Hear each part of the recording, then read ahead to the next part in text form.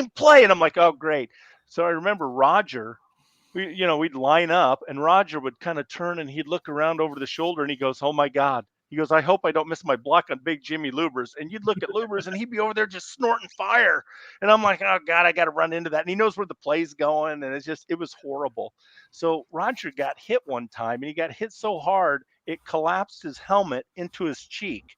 It bent you had the frame that went up around the helmet. It collapsed it into his cheek and he came back to the huddle and he goes, hey, Crease, what's wrong with this picture?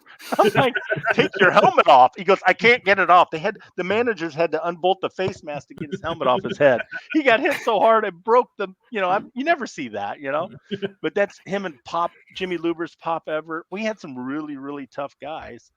And you talk about a beating. I was telling those kids, I had some of the Cyclones yesterday.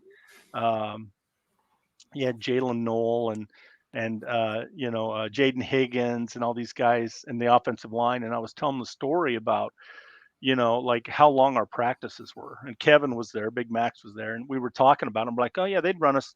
Practice would be 3.5 hours. And they're like, what? I'm like, oh yeah. And one day they restarted practice.